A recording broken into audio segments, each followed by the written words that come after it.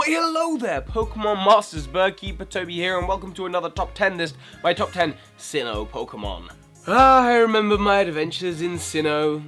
I'm not sure if I liked them or hated them. There was just some things I liked about the region, like its cool Pokemon or its Pokemon gyms. There are other things I disliked, like the Marshlands or Team Galactic. But nevertheless, this video focuses only on the positives of the Sinnoh region. So, let's get started. Number 10, Rhyperior. Now this rock giant is it's so amazing. I was born in 1994, I love Gen 1, I love traditional new evolutions to older Pokemon. And in between Gen 3 and Gen 5, there was this whole big trend about Pokemon having new forms. Something I wasn't overly keen on. And in they come with this announcement that Gen 1 Pokemon like Rhydon are going to be getting evolved forms.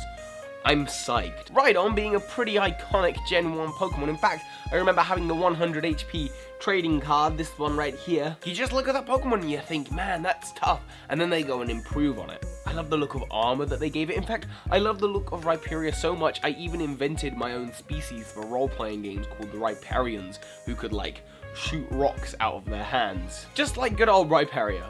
So actually, when I say I invented it, I stole it. Number 9.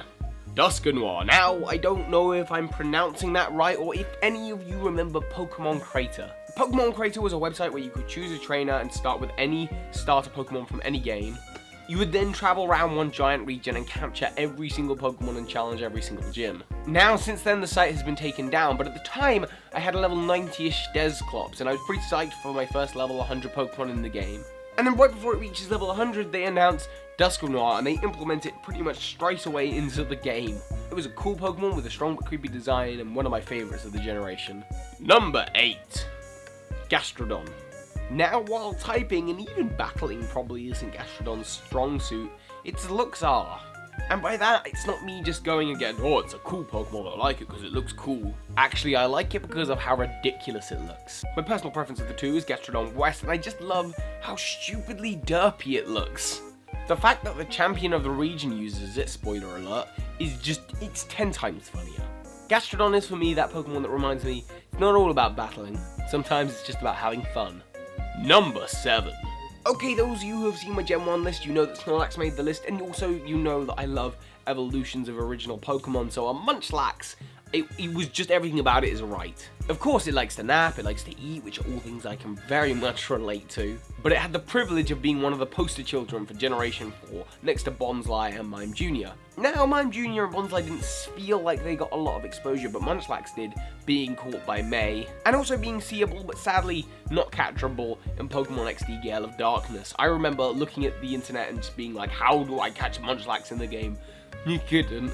Number 6. The question isn't really why do you like Electivire, it's more who doesn't. And I'm sure there'll be those of you in the comments that say no, it's rubbish, or you prefer Magmortar, but for me, Electivire is a Pokemon that just can't be hated. They just did something oh so right about its design. I loved its bulky kind of forearms, the cool pattern on its back, and the things on its head. It was just this electric Pokemon, you knew it could throw a Thunder Punch. At the time, Pokemon Battle Revolution had just been announced, and there was some screenshots of Electivire kind of standing there like this. I always imagined how cool it would be if you could like control the Electivire with the 2 Wiimotes and then press the buttons to use its attacks, A for Thunder Shock and then, you know, B for Thunder Punch. Of course it never happened, but with Pokemon Battle Revolution at least I got a downloadable code for an Electivire, which was good considering it was also one of the hardest Pokemon in Generation 4 to catch. Number 5. Dialga, the Pokemon of time itself. Dialga was weird for me because in Generation 2, Lugia was my favourite, and then in Generation 3 it was Kyogre, and so for Generation 4 I was expecting it to be Palkia.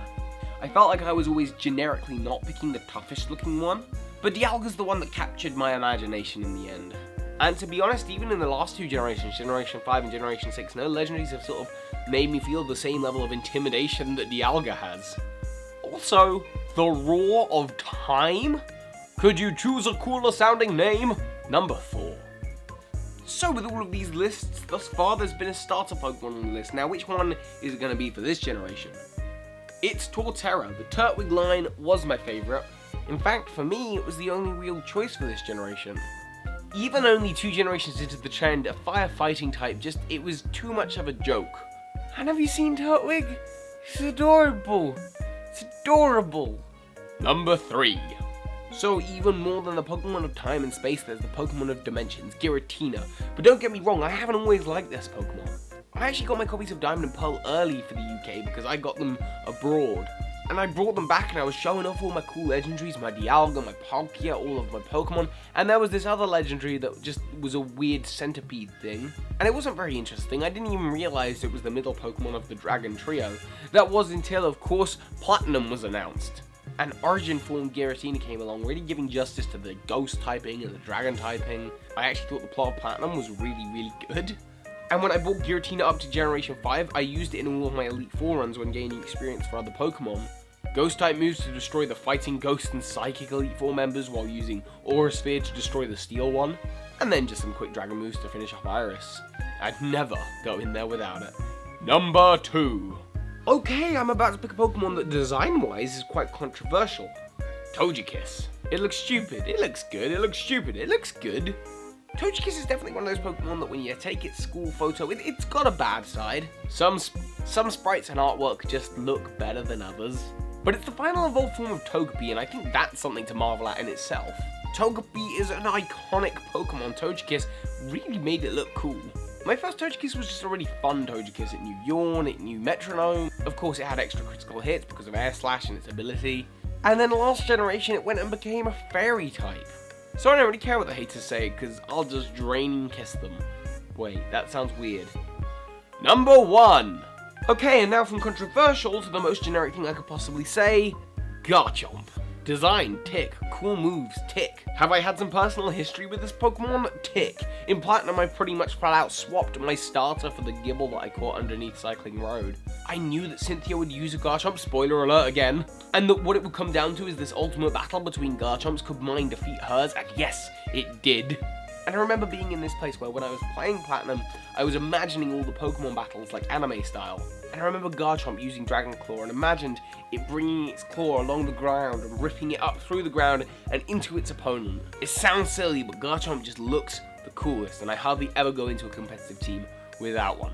Ooh, and there they are, my top 10 Sinnoh Pokemon, and I'm not done with these top 10 lists yet, so we still got Unova, Kalos, Mega Evolutions, and top 10 of all time just for this series to go. And hey, maybe you agree with my top 10 Sinnoh Pokemon, maybe you don't. Let me know in the comments below, what are your favourite 10 Pokemon of Sinnoh? And I just feel like flying away now, but before I go, hit that subscribe button, and also feel free to click on one of the videos on screen to keep on your Barkeeper Toby experience.